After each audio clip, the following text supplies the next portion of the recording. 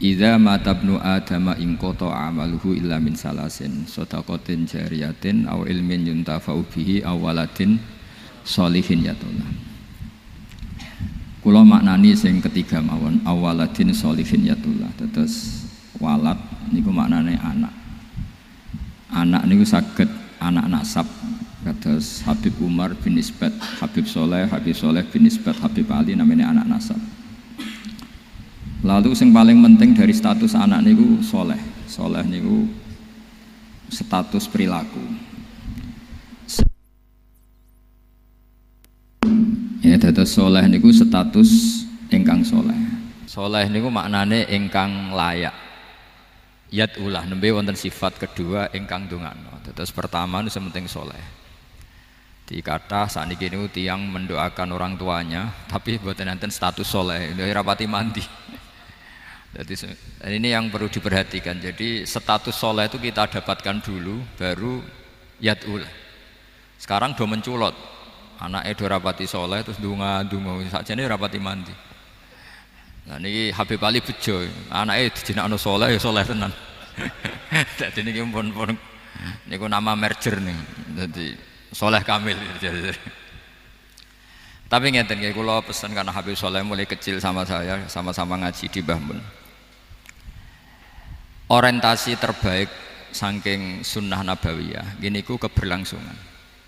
Terus kula sering belajar tentang kitab-kitab samawi, kitab-kitab sing diriwayataken beberapa ulama ahli kitab sing pun disahkan kalian ashabu Rasulillah sallallahu alaihi wasallam. Niku riyen Nabi Ibrahim niku pertama dadi Khalilur Rahman. Kekasih Allah Khalilur Rahman. Iku mergi piyambake nu tersiksa protes. Terus kadang tiang saya ini kudu protes. Tapi protes bukan kita demo. Protes itu tidak harus demo, protes. Ya Allah, dunia ini tidak fair. Engkau yang Tuhan, engkau zat yang begitu penting, engkau zat yang menciptakan langit dan bumi, engkau zat yang memberi rizki, yang bikin air, bikin oksigen, semua kebutuhan manusia, kemudian mereka tidak kenal engkau. Ini tidak fair. Jadi beliau itu tiap malam itu ngumpat. Ini enggak fair dunia ini. Engkau yang begitu penting pencipta langit bumi, engkau begitu penting yang menciptakan air, menciptakan kebutuhan manusia, kemudian mereka tidak kenal engkau. Ini tidak fair. Ini tidak benar. Jadi sering marah gitu. Karena sampean nggak bisa bayangkan kan, apapun hebatnya presiden atau menteri atau rektor atau kiai terus nang desa nggak dikenali statusnya, diundang lek apa yang dilek itu gak keren belas. Karena ya sama kan, misalnya Habib Soleh Alatos muridnya Said Umar punya Mbah Mun terus nang desa diundang pening dilek itu kan gak keren belas. Awal dari keren tetap dikenal. Nah kemudian orang itu tidak kenal Allah. Makanya terus beliau sujud berkali-kali, ya Allah, sama siapa munajatnya beliau? Innahu la yahzununi alla ara ahadan fil ardi ya'buduka ghairi. Jadi cara Kiai Sarang namanya innahu sak temene kelakuan la yahzunu, yektene nyusano ni ing ingsun, nyusano banget karena pakai lam taukid. Innahu sak temene kelakuan la yahzunu, yektene nyusano banget ni ing ingsun. Apa sing nyusano an? Apa sedene kelakuan la ora ningali ingsun fil ardi ing dalam bumi. Ahadan ing wong suwiji ya'budu kang nyembah sapa ahad ka ing panjenengan ghairi saliyane ingsun. Ya Allah, sungguh saya sangat susah karena engkau zat yang begitu penting, kemudian yang tahu kalau engkau Tuhan itu hanya saya. Sampean ngenes gak misalnya ada orang melihat saya itu Umar Hafid kemudian tidak tahu kalau beliau orang alim, sampean sebagai muridnya ngenes gak? Ngenes kan? Ada orang memperlakukan Mbah Mun tidak tahu kalau beliau seorang alim alama, kita sebagai santrinya ngenes gak? Ngenes. Lah ini Allah yang Tuhan, kemudian orang tidak ada yang memperlakukan dia sebagai Tuhan, bahkan nyebut saja tidak mau. Itu ketersiksaannya Nabi Ibrahim. Kalau kita kan tersiksa mergo ora di duwe, ora payu rabi, terus sing wis payu rabi ora iso wayo, ya gitu. Macam-macam kesulitan. Itu jadi apa jadi wali itu sudah berat karena orientasinya agak tentang Allah tapi tentang diri sendiri. Ana sing susah proposale ra gol ya Mas Angkop. Macam-macam. Artinya Nabi Ibrahim itu orang yang benar-benar Khalil Rahman. Beliau tersiksa ini karena dunia dianggap gak fair. Masa Allah zat yang begitu penting kemudian mereka nggak tahu. Maka awal dari nubuah itu apa? Menaukan, al-i'lan, mempermaklumatkan Allah di alam raya ini. Makanya nggak ada nabi kecuali memaklumatkan diri. Saya dulu awal-awal Habib Soleh mau nyai, saya bilang orang alim itu harus ngaku kalau alim. Habib juga harus ngaku kalau Habib. Yang orang miskin tidak usah ngaku, sudah konangan. Wong elek ora usah ngaku wis ketora elek. Sudah. Karena agama ini pertama yang menolong itu memaklumatkan. Sehingga pertama Nabi jadi Nabi dari Gua Hira, pertama apa? Cara saiki nggih kira-kira memaklumatkan. Tapi reso dibahasano jumpa pers. Tapi yang jelas pertama yang dilakukan Nabi setelah di Gua Hira apa? Memaklumatkan diri kalau beliau adalah Nabi. Sehingga dikumpulkan semua, terus beliau memaklumatkan diri kalau saya ini Nabi. Karena nggak ada artinya Allah kalau tidak dimaklumatkan. Makanya di Quran itu kalau menyebut Allah atau menyebut kebenaran selalu dimulai dengan kata fa'lam, harus dimengertikan. Kita ngerti kemudian mengertikan ke orang lain. Makanya saya sering dulu bilang ke Habib Soleh, nggak boleh orang soleh menyembunyikan diri. Karena nanti kalau orang-orang soleh menyembunyikan diri, sing zuhara ala wajhil ardi adalah sesuatu yang nggak benar. Coba misalnya gini ya, orang bisa terhibur lewat dangdutan, terhibur lewat maksiat. Sementara orang nggak bisa terhibur lewat Thala al-Badru alaina, asyraqal kaunu bihaja dan sebagainya. Maka orang-orang soleh adalah orang yang bisa memaklumatkan Allah, memaklumatkan Rasulullah, memaklumatkan Quran dan supaya itu diterima. Karena awal dari orang terima itu tahu dulu. Nah ini tahu saja ndak. Makanya Nabi Ibrahim susah, ya Allah, engkau zat yang begitu penting kemudian tidak diketahui. Ini apa-apaan, enggak fair. Akhirnya Nabi Ibrahim diangkat sebagai Khalil Rahman untuk menaukan atau untuk memaklumatkan Allah Subhanahu wa ta'ala. Nah sebelum itu beliau dihibur, diterbangkan ke langit, ke alam malakut. Kamu susah ya, kenapa susah? Karena zat sepenting engkau kemudian tidak ada yang menyembah. Terus dijak ke alam malakut, ditunjukkan sekian juta malaikat, sekian ribu malaikat, semuanya membaca tasbih takbir. Ibrahim senang. Oh ternyata sing seneng jenengan banyak. Loh, coba kalau kita punya kiai kayak Mbah Mun, semakin yang seneng banyak kan semakin kita senang. Kalau nggak ada yang tahu kan kita tersiksa. Makanya ini penting sekali ya. Jadi pertama agama ini seperti ini tuh barokahnya dingertikan, dimaklumatkan. Saya ini orang yang humul itu menutup diri betul, kecuali bab ngaji. Saya kalau ngaji terbuka. Sampai saya tidak tahu apa ada yang streaming apa direkam, saya tidak tahu. Pokoknya saya satu-satunya saya mau terbuka itu pas ngaji. Dan saya pede karena dulu ngaji saya benar. Saya tanya Mas Akom, sebetulnya kalau sampean mau mulang terbuka bagus. Potensinya dua, konangan alimnya atau konangan ya resiko terbuka kan itu kok. Konangan alimnya. Nah daripada potensi yang kedua terus nggak mau ngajar ya humul. Syaratnya wali ku humul. Oh, humul itu nggak menampakkan. Memangnya mau menampakkan apa kalau nggak bisa apa-apa kan? Jadi saya tidak tahu itu humul apa bagian dari pengamanan diri. Apa mas? Apa? Aim.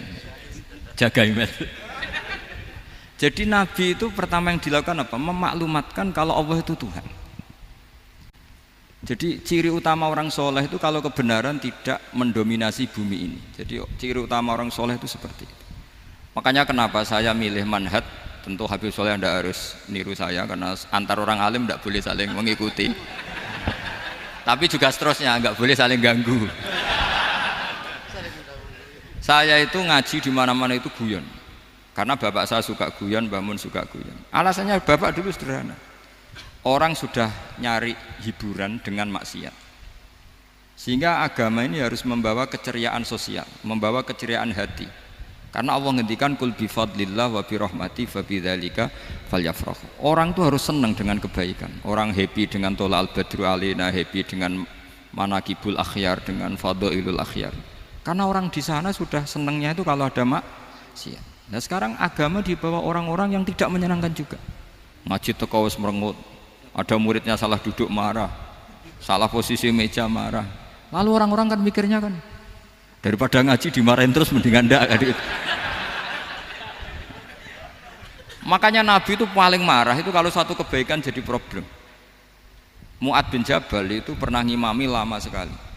Dan yang makmum itu akhirnya mufarokoh. Dulu belum ditemukan fikih, tapi orang ini sudah berani mufarokoh. Jadi ini termasuk mujtahid sebelum sebelum tahu Fathul Mu'in, tahu Wahab, dia sudah berani mufarokoh. Jadi sudah luar biasa. Karena bangsa ibadah yang agak-agak ngawur itu tanpa diajarin sudah do pinter sendiri. Dia mufarokoh. Ketika dia mufarokoh, komentarnya Mu'ad, dia munafik. Sholat belum selesai kok mufarokoh. Singkat cerita Mu'ad melaporkan itu ke Rasulullah. Si tukang penggembala ini juga melaporkan ini ke Rasulullah. Tapi apa kata Rasulullah? Yang Rasulullah itu yang bela, malah bela yang penggembala tadi. Afattanun anta ya Mu'ad. Kamu itu tukang fitnah. Agama ini kalau kamu model begitu orang lari. Basyiru wala tunafiru, yassiru wala tu'asiru. Padahal ini baca Quran panjang, harusnya akan ibadah. Tapi karena ini menjadi problem sosial, orang menjadi tidak nyaman jamaah, itu sudah disalahkan Nabi. Karena tadi, kalau agama ini jadi problem, maka masalah besar. Makanya sifat dasar Rasulullah itu apa? Khafiful ma'unah, biayanya murah. Makanya saya ngaji di mana-mana ya suka seperti ini. Mejanya enggak jelas, pengunjungnya juga agak jelas. Semakin kacau semakin baik kira-kira. Ini pengunjungnya juga seperti ini kan. Nanti sampean yang pidato, jadi tak beri hak gue jelek saya ini namanya aqomaddin. Kalau faman tarokaha fakot. Jadi pilihannya kalau gak aqomaddin ya ada medin. Jadi kenapa banyak kiai yang ceria? Karena tadi satu-satunya cara kita menandingi hegemoni maksiat adalah pembawa taat itu ceria. Karena orang itu mesti mencari kebahagiaan. Sebab itu para nabi itu mengajarkan agama ini dengan cara yang bahagia. Misalnya mangqala la ilaha illallah dakhalal jannah. Nabi tidak ngendikan gini, mangqala la ilaha illallah terus salatnya benar, puasanya benar, belajarnya benar, jadi kiainya benar. Wah itu kalau itu panjang sekali, banyak yang nggak masuk surga. Sementara kubu yang lain kampanye sudah tenang bersama bapaknya di surga. Lah kita kampanyenya, kon salat ra mesti ditampa. Puasa ora mesti ditampa. Wis repot, syaratnya ditampa ikhlas wangel. Kowe ora bakal iso. Berarti maknane kan ora bakal mlebu swarga. Akhirnya wong kan mikir, wis salat tetep ra swarga, puasa tetep ra swarga, mendingan ra salat. Jadi kita ini kan bersaing sama kampanye sebelah gitu. Makanya saya milih manhaj pokoknya Islam apik. Tapi bukan berarti saya menyepelekan aturan-aturan dalam sholat, karena yang kampanye itu sudah banyak. Biasanya kiai-kiai sing kereng kampanye tentang sing kereng-kereng nih. Itu saya manfaatkan ya sudah, itu bagian jenengan. Jadi orang itu harus mikir. Agama Kristen itu diterima di Eropa di mana-mana. Di antara sebabnya adalah karena orang dijamin masuk surga. Orang mau kayak apa faseknya tetap kalau mati bersama. Kita enggak, sudah kiai, sudah mulang terus masih didoain. Semoga amal baiknya diterima, amal buruknya masih ngeper apa? Dan itu santri saya nanti kalau ziarah saya tuh, ya Allah ampuni Gus Bah ampuni. Ini kan ngenyek orang itu maksudnya. Maksudnya bukan, makanya saya pernah ketemu orang yang berfaham Wahabi. Dia nuduh kalau orang doa ke mayit itu minta sama mayit. Saya bilang, saya saja yang jadi mayitnya enggak siap. Kok bisa? Doanya itu doa ngeper. Masa sama gurunya bilang gini, Allahumma ingkana muhsinan fazid fi ihsani wa ingkana musian. Masa gurunya ditaklek? Jadi dia tidak yakin betul kalau gurunya muhsin. Masih ditaklek, jika guru saya baik maka gini ya Allah, jika guru saya buruk maka gini. Loh saya tuh gak pernah doain Mbah Mun gitu, tak anggap gak sopan. Jadi kalau saya berdoa, ya Allah jenengan idzihi apa ya, jenengan balas lah, idzihi anna anil muslimina khairan kasira wa antal ghafurur rahim wa anta gitu. Saya gak tega muni wa ingkana musian. Jadi kayak ada sopan ya. Loh kalau aku yang mati sapi lagi. Tak balik malah. Ingkana musian. Malah ada terusannya bahwa kadalik. Jadi makanya mereka kan sering pakai dalil. Andai kan tradisi itu benar, maka yang paling pertama melakukan itu sahabat. Selalu mereka berargumentasi, kalau itu tradisi yang benar, maka pertama yang melakukan itu sahabat. Ya gak mungkin sahabat masa bilang ke Nabi ingkana, bisa kafir berat kan? Masa kesolehannya, lu andai kan Abdul Qadir wafat di mana ini ngomongin? Beduk. Saya tidak akan berdoa seperti itu. Oh bisa marah Abdul Qadir Jailani.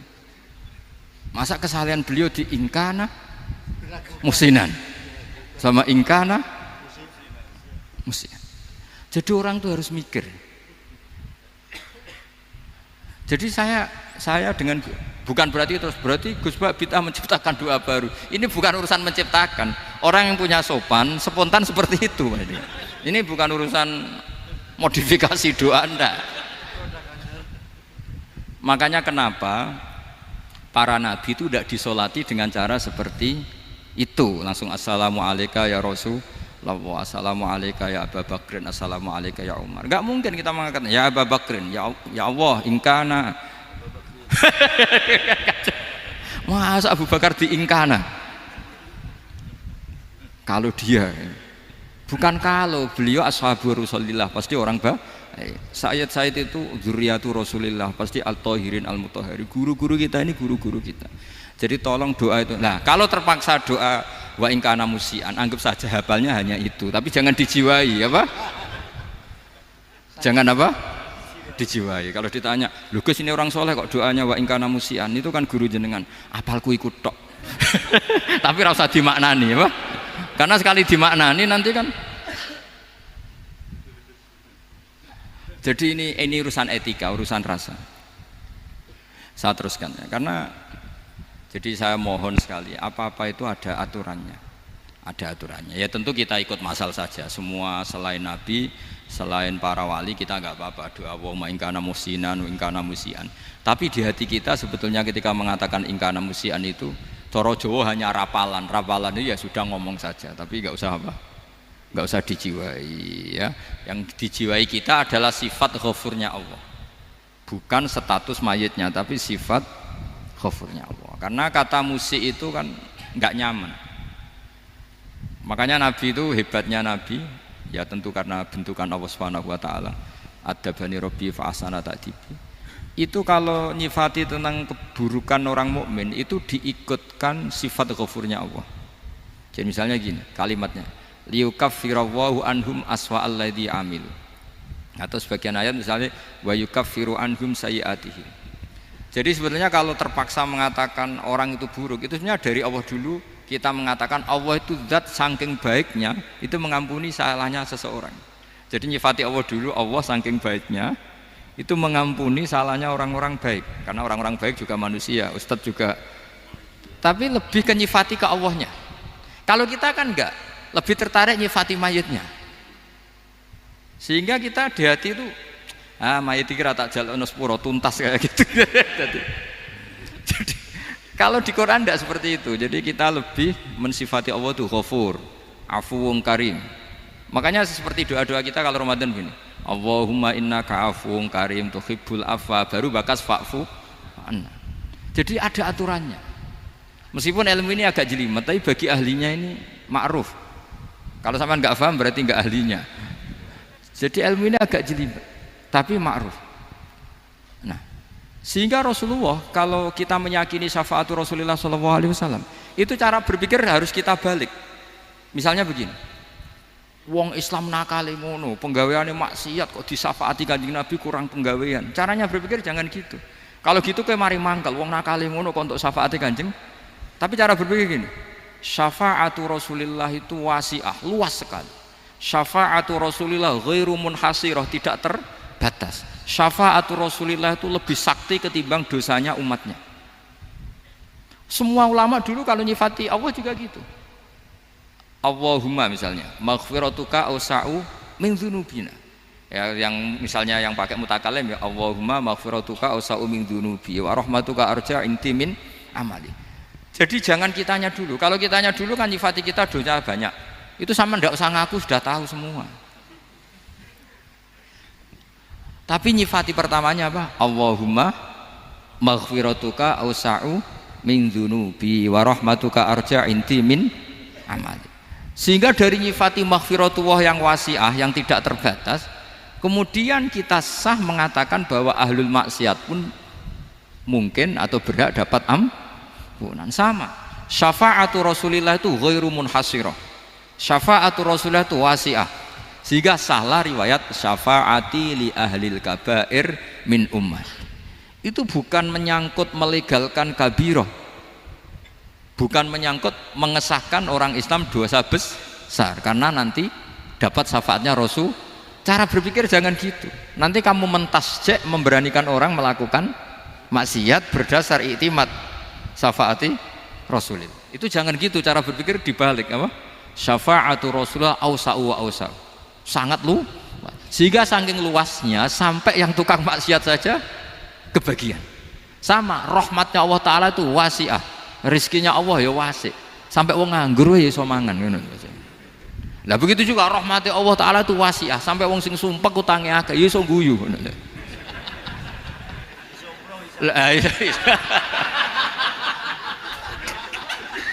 Tapi kalau dibalik, misalnya saya diprotes kiai, saya pernah juga diprotes, Gus umat kok mbok latih guyu padahal mereka maksiate akeh, hutange akeh, gini-gini. Karena kamu menyifati orangnya. Kalau menyifati orang ini sampean guyu haram. Utang jatuh tempo, sampean gak mikir dosa ndak? Dosa. Jadi kiai muridnya goblok kok kiai ini kurang tahajud itu ya dosa. Jadi kiai kok muridnya goblok tenang wae. Sementing untuk sowanan itu amatir ya gini. Mestinya cara berpikir dibalik. Rahmatullah wasi'ah, rizkuhu ya wasi', fadluhu wasi', sampai wong sumpek wae iso guyu. Sehingga kita ini sudah objek. Loh, kita ini tidak subjek, di alam raya ini kita tidak subjek tapi apa? Objek. Makanya saya berkali-kali mengatakan, mbok kayak apa sumpeknya kita, tetap wong iso guyu. Karena apa? Allah mensifati dirinya wa annahu wa adhaka wa abka. Allah itu adhaka, zat yang memberi orang iso guyu. Wa abka lan zat sing maringi wong iso nangis. Karena sifatnya Allah Ta'ala pasti nafidah, sifatnya Allah Ta'ala pasti terjadi. Dan kita objek. Makanya wong sumpek utange akeh, bojo ora percaya, tangga ora percaya, nak guyu banter-banter. Karena Allah ku adhaka, zat sing maringi guyu. Wa abka, sudah presiden, sudah gubernur, sudah menteri, nah Allah kepengin nangis no yo nangis. Coba ngeluhnya apa kalau misalnya jenengan seorang mantan presiden atau mantan gubernur, kadang anaknya calonan RT mbok menang bondak. Ngeluhnya apa orang alim, misalnya alim alama, anaknya mau jadi jurumiyah ra iso, susah. Kaya raya anaknya jadi pasien, susah. Allah punya cara untuk abega, untuk bikin orang nangis. Nah karena kita ini objek, pasti sesumpek apapun orang yang bisa tertawa ya bisa nangis.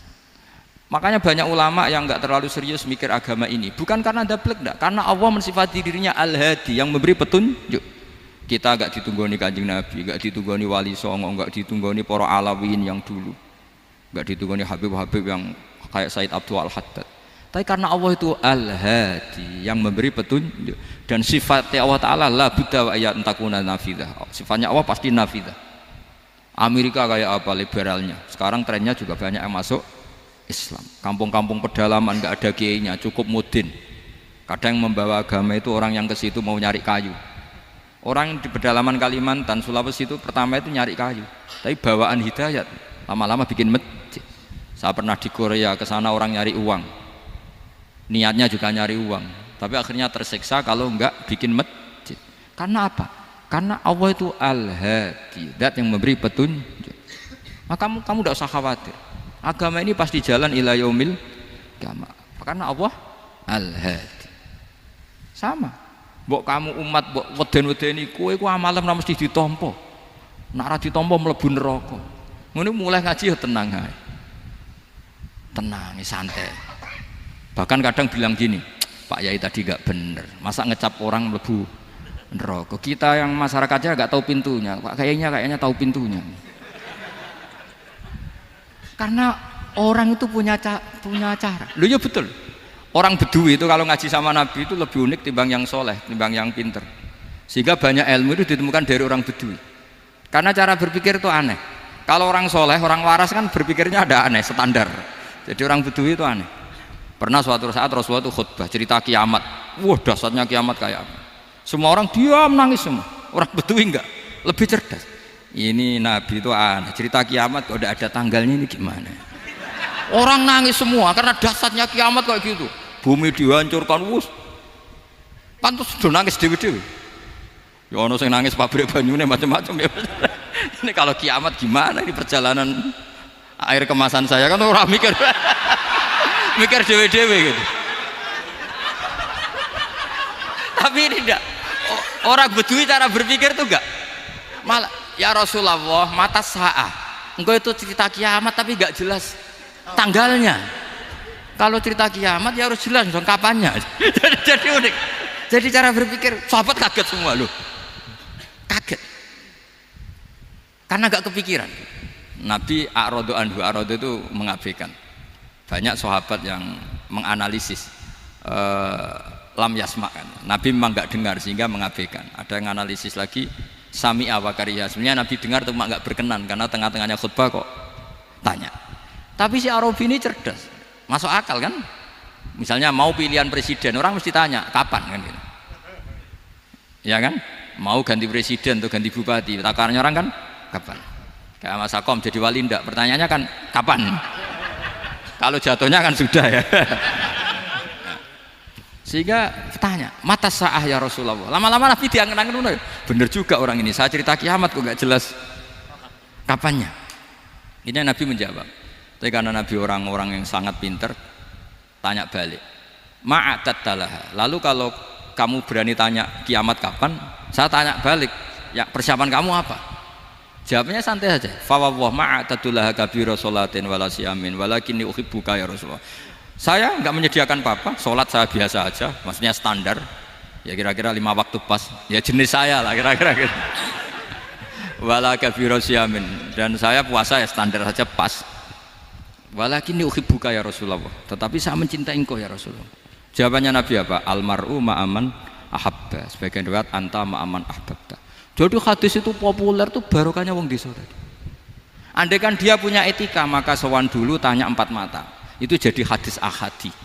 Tapi barokahnya dia selonong di depan umum. Zaman Nabi khutbah itu jadi hadis mutawatir. Jadi kadang barang baik itu barokahnya orang yang enggak baik. Maksudnya su'ul adab. Tanya gitu kan su'ul.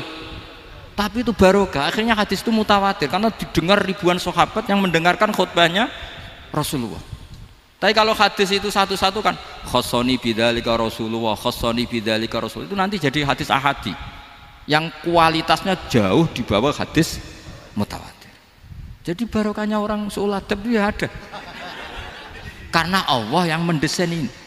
Akhirnya kata sahabat, kata Anas bin Malik, mereka itu mangkelnya bukan main sama Arabi tadi karena tanya nggak sopan sama Rasulullah. Tapi setelah Nabi jawab almar'u ma'aman ahabba fama farihu bisyai'in farahahum bidzalika badal. Mereka tidak pernah senang dengan hadisnya Nabi sesenang riwayat almar'u ma'aman ahabba. Barokahnya Arabi Bedui.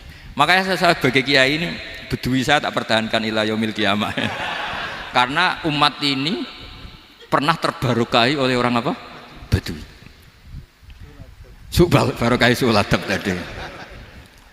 Jadi mohon ini supaya majelis ini kan majlisul iltorti Rasulillah, coba terlatihlah mengatakan Allah itu subjek, Allah itu al-fa'ilul mukhtar, Allah itu al-fa'ilul mukhtar, Allah itu yang menentukan alam ini. Dan Allah mensifati dirinya wa annahu huwa adhaka wa abka. Allah itu zat yang memberi orang itu bisa tertawa. Dan Allah juga yang memberikan orang itu bisa menangis.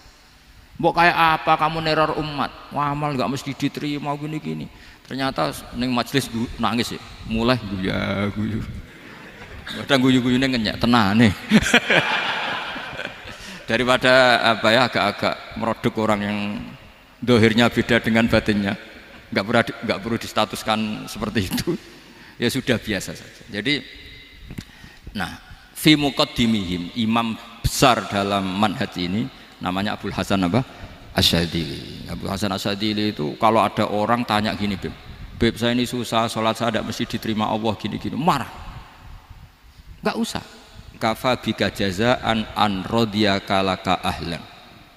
Sudah kamu ditakdir pernah sujud itu sudah keren. Saya itu andaikan dapat kabar dari malaikat, bahak sholat kamu tidak diterima, saya tidak susah. Bukan karena sombong, pernah ditakdir sholat sujud ning Allah itu keren. Kayak apa malunya kita ketemu Allah kemudian kita di bumi tidak pernah sujud. Makanya cara Abul Hasan Asyadzili kowe ora usah mikir salatem ditampa taro ora usah mbok mikir. Kowe ditakdir tau sujud itu hebat. Kafa bika jazaan an radiyaka laka ahlan. Cukup kamu mendapat balasan dari Allah, kamu pernah ditakdir sujud. Gak perlu ngaji alim alamas, gowo sawi ngalor ngidul jalalain keren. Paling gak malaikat pernah melihat kamu, wah gowo tak kitab kuwedi. Gak penting paham, gak penting. Karena isra bakat paham Mas.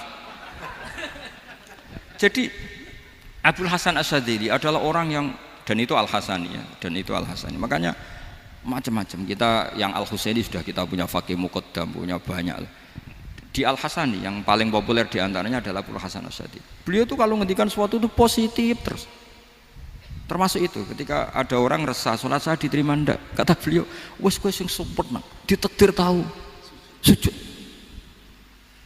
Saya itu sebetulnya kadang-kadang yang miris, wah sholatku tompo ta ora, tapi saya sangat sadili, sangat sadili. Saya nggak pernah berdoa ya Allah ibadah kami jenengan terima ndak, karena takut kalau doa gitu keterusan itu terus ditompo ora ya, akhirnya keterusan gitu, akhirnya ngenes. Masa orang pernah sujud ngenes? Lama-lama gini setan masuk, apa artinya saya sujud ternyata nggak diterima. Lu wong kawula kok iskal tentang pernah sujud. Itu kan ibarat gini, kamu ngasih uang sama orang tua kamu, misalnya Habib Soleh ngasih uang Habib Ali, terus apa artinya tak kasih, kemudian beliau tidak terima kasih, itu kan lucu. Terima kasih tidak terima kasih, seorang anak ngasih orang tua itu keren. Makanya saya bangga dengan Habib Soleh ketika beliau mengumrohkan Habib Ali, sudah mendaftarkan haji Habib Ali. Nggak usah mikir diterima apa enggak, wes keren, itu sudah perilaku yang keren, yang hebat. Makanya saya sering ada orang mau cerai tanya saya, Gus saya ini cerai gak, istri saya kurang ajar gini. Gak usah. Tapi bojoku lo judes. Uang di bojoku wis keren. Paling gak kowe ra darani jomblo.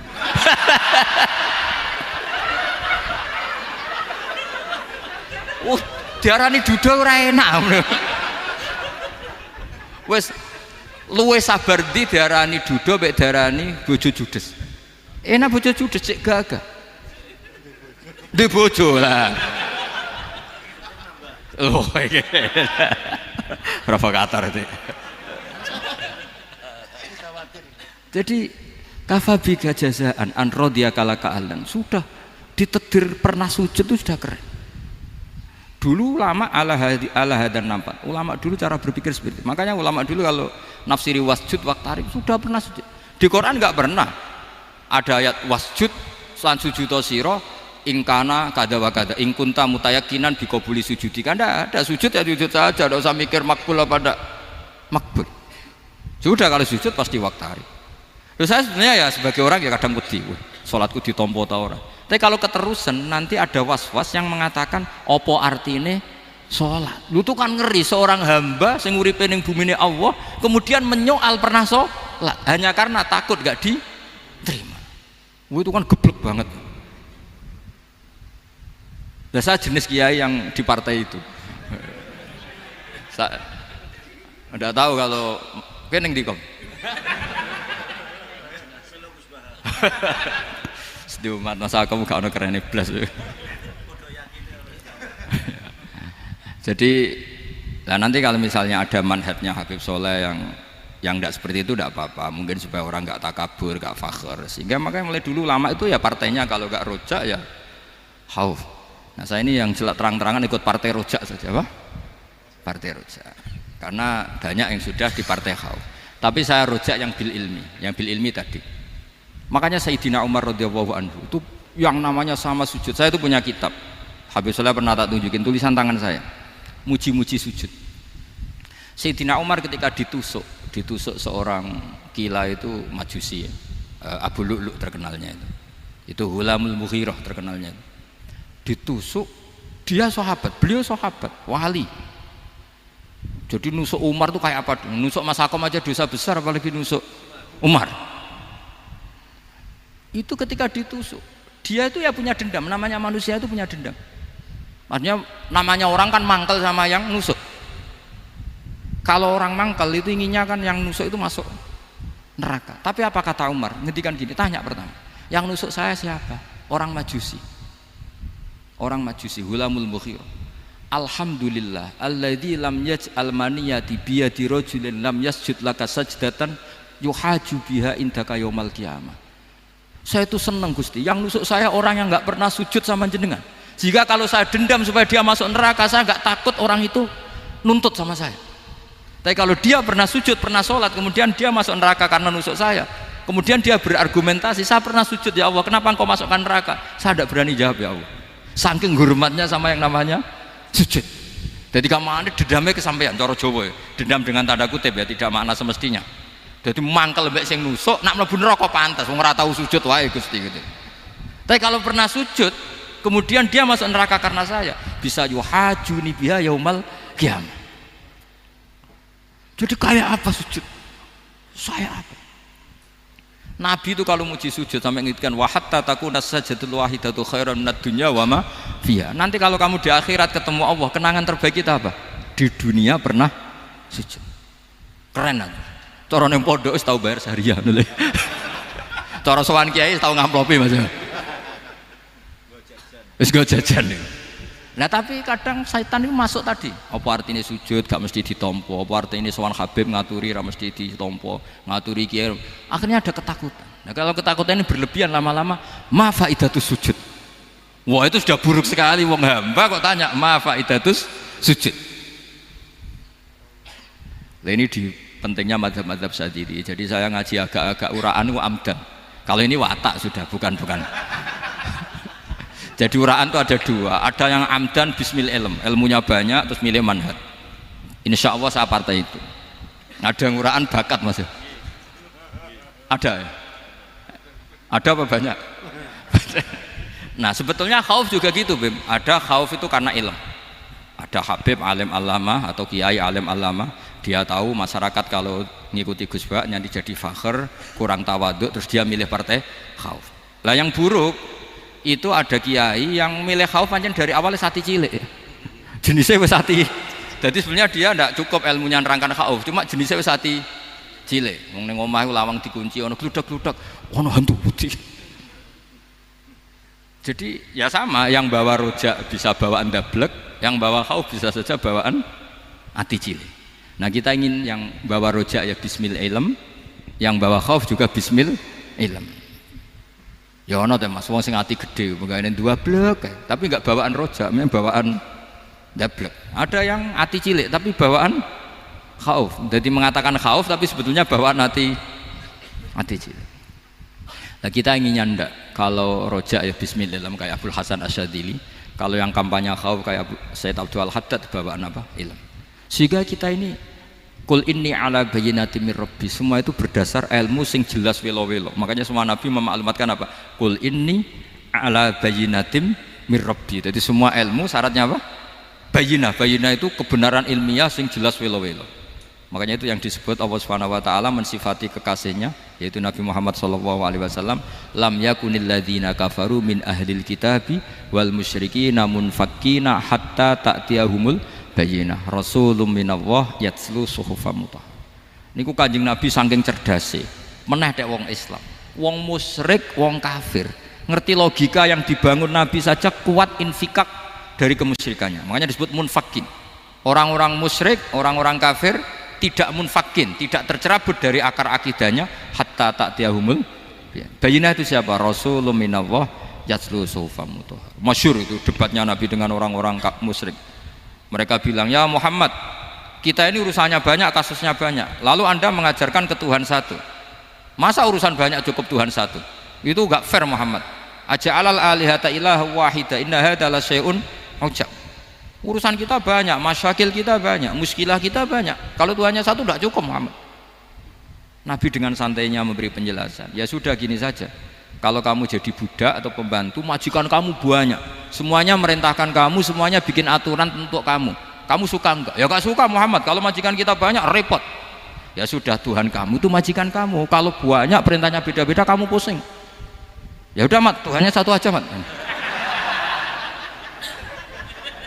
Karena Nabi bayyinah, orang itu bisa dibalik-balik pikirannya.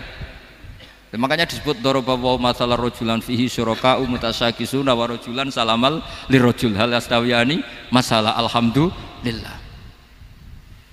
Jadi Nabi itu kalau adu argumentasi itu luar biasa. Jadi segampang itu Nabi memberi apa? Argumentasi. Karena beliau adalah al-hujjatul balighah. Jadi Nabi itu gak pernah kalah. Pernah Nabi debat sama orang Yahudi. Muhammad, saya ini turunan Ibrahim. Kita ini Israel ya. Kita tahu Israel adalah turunan Nabi. Israel nama lain dari Yakub. Yakub bin Ishak bin Ibrahim.